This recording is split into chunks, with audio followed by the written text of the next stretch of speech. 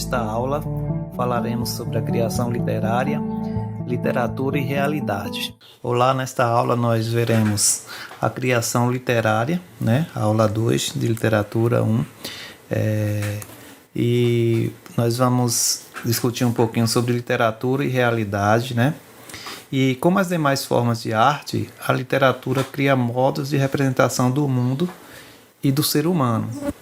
Então essa relação da literatura com a realidade é um campo muito promissor de estudos da teoria da literatura. Há obras que correspondem, por exemplo, de maneira mais direta a objetos, fenômenos, pessoas e acontecimentos do mundo concreto. Seu universo ficcional, assim, é mais próximo da realidade. Já outras obras, às vezes, distanciam-se do mundo real, e propõem novas realidades. Então, a literatura é uma representação da realidade feita com base na criatividade e na imaginação.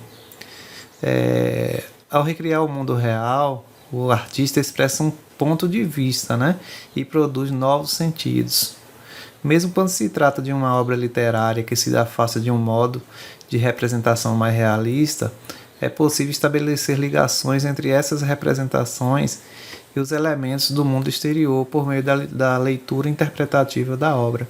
Então, essa questão da literatura e relacionada à realidade, que a gente vai ver aí na frente, o conceito de verossimilhança, tem a ver com, digamos assim, a matéria-prima do artista, que trabalha com a linguagem, com a palavra, que a literatura é a arte feita de palavras, não é isso? E ele produz novos sentidos a essas palavras e essas expressões a partir da criação de uma nova realidade, certo? Observem esse poema, de que modo o leitor percebe que no poema a rosa não representa uma flor no sentido literal. A Rosa de Hiroshima, de Vinícius de Moraes. Leiam o poema. Pensem nas crianças mudas telepáticas.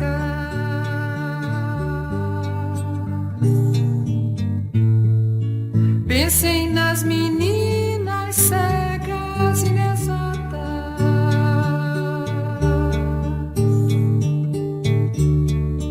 Pensem nas mulheres rotas alteradas.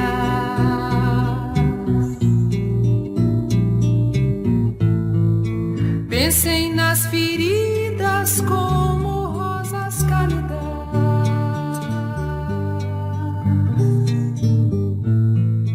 Mas não se esqueçam da rosa,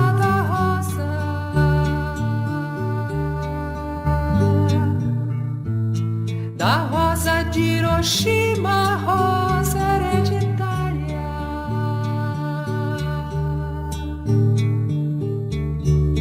A rosa radioativa, estúpida, inválida. Então, aqui nós percebemos a que rosa, o eu lírico se refere. A verossimilhança, que eu, como falei anteriormente, é um conceito muito importante da teoria da literatura. E no universo da ficção, verossímil é aquilo que no conjunto da obra artística se relaciona de modo coerente para a produção de sentidos. Ou seja, é aquilo que está na obra que poderia, ou seja, seria possível acontecer, de certo modo seria possível acontecer, e ele guarda essa coerência interna nesse sentido, quer dizer, dentro da obra ficcional, a verossimilhança ela é coerente com aquilo com que o autor pretende, e com que também o autor, digamos assim, ao recriar a obra no processo da interação com o escritor, estabelece ali a relação de sentidos.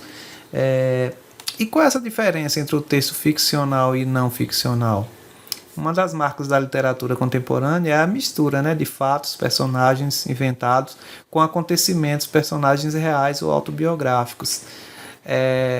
Essa mescla ocorre principalmente nos gêneros em prosa, de Ricardo Lísias, Julian Fuchs, Paloma Vidal, são alguns dos escritores brasileiros que seguem essa tendência. E nós vemos os exemplos hoje, né, dos reality shows, onde há essa mistura, por exemplo, da ficção com a realidade, e na literatura também acontece esse processo. Comumente, o que é que diferencia um texto ficcional de outro que não é ficcional? Né? Será que existe essa dicotomia mesmo? Geralmente, o que diferencia é o fato de, no texto ficcional, o autor criar um mundo imaginário. No texto não ficcional, há uma história vivida e relatada por uma pessoa. Segundo essa perspectiva, ficção e não ficção se opõem. Mas a gente vai ver que não é bem assim, né? Ao abordar a literatura e a realidade como extremos opostos, o teórico da literatura Wolfgang Iser, ele dá um passo adiante. Por quê? Porque ele estabelece a noção de saber tácito, né? Uma categoria que ele defende aí, ou seja, identifica a habilidade de todo leitor para diferenciar aquilo que parece fazer parte da realidade e o que se caracteriza como ficção. Ou seja, como é que a gente, como leitor, diferencia isso? O que é realidade e o que é ficção dentro da obra, já que alguns escritores contemporâneos fazem essa mescla, essa mistura, né? Ele vai chamar isso de saber tácito.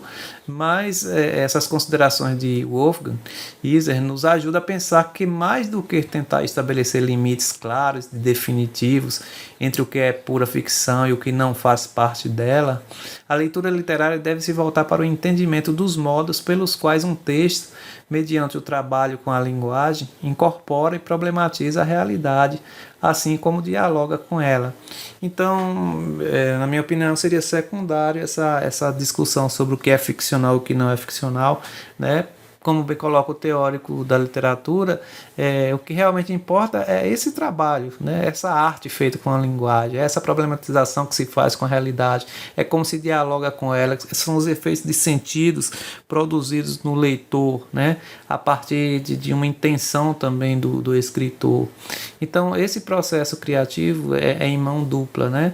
O leitor, ele dá o sentido também ao texto, por isso que não existe essa dicotomia absoluta entre o texto ficcional e o texto não ficcional.